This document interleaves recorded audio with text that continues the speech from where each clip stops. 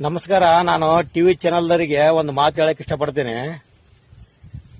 ರೈತರು ಬೆಳೆದ ತರಕಾರಿಗೆ 10-20 ರೂಪಾಯಿ ರೇಟ್ ಜಾಸ್ತಿ ಆಗಿಬಿಟ್ರ ವಾರನಗಟ್ಲೆ ಮುಂಜಾನೆ ಹೊತ್ತು ಮಾಡ್ತಾನೆ ಅದನ್ನೇ ತೋರಿಸಿದ್ದು. ಗ್ರಾಹಕರ ಜೋಬಿಗೆ ಕತ್ರಿ ಕೆಂಪ ಸುಂದರಿ ರೇಟ್ ಗಗನಕ್ಕೇರಿ ಬಿಡ್ತಿ, ಈರುಳ್ಳಿ ಗ್ರಾಹಕರಿಗೆ ಕಣ್ಣಾಗ ನೀರು ತರ್ಸಕತ್ತಿ ಬಿಟ್ಲು ಅಂತಂದು. ಇವತ್ತೊಂದು ಸೈಕಲ್ ರೇಟ್ ಎಷ್ಟೈತಿ ಗೊತ್ತೈತೆ? 10 ವರ್ಷದಿಂದ 50,000 ರೂಪಾಯಿ ಇತ್ತು, ಇವತ್ತು 1 ಲಕ್ಷ ರೂಪಾಯಿ. ನಾವು ಭತ್ತದ ಗದ್ದೆಗ ಟಾಟ್ರಿಯಲ್ಲಿ ತಗೊಂಡು ಉಳಿವಿ ಮಾಡ್ತೀವಲ್ಲ, ಟಾಟ್ರಿ ರೇಟ್ ಎಷ್ಟೈತಿ ಗೊತ್ತೈತೆ? 10 ವರ್ಷಕ್ಕೆ ಈಗ 3 ಲಕ್ಷ ರೂಪಾಯಿ ಜಾಸ್ತಿ ಆಗೈತೆ. ಮೊಬೈಲ್ ರೇಟ್ ಎಷ್ಟೈತಿ ಗೊತ್ತೈತೆ? ಮೊಬೈಲಿಗೆ ಕರೆನ್ಸಿ ಹಾಕ್ಸಿದವಲ್ಲ, ಕರೆನ್ಸಿ ಕೂಡ ಎಷ್ಟೈತೆ? ದಿನಕ್ಕೆ ದಿನ ರೇಟ್ ಜಾಸ್ತಿ ಆಯ್ತವ.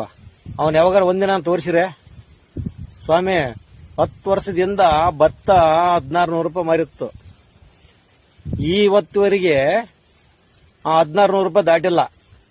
1100, 1200, 1300. ರೈತರದ್ದು ಬೆಳೆದದ್ದು ಒಟ್ಟು ಇಳ್ಕಂತ ಬಂದೈತೆ, ಏರಿಕೆಂತ ಬಂದಿಲ್ಲ. ಪ್ರತಿ ಒಂದು ವಸ್ತು ಜಾಸ್ತಿ ಆಗತೈತೆ. ಒಂದು ಚೀಲ DAP 10 ವರ್ಷದಿಂದ 700 ರೂಪಾಯಿ ಇತ್ತು, ಲಾಸ್ಟ್ 800 ರೂಪಾಯಿ ಇತ್ತು, ಇವತ್ತು 1400 ರೂಪಾಯಿ, 1500 ರೂಪಾಯಿ.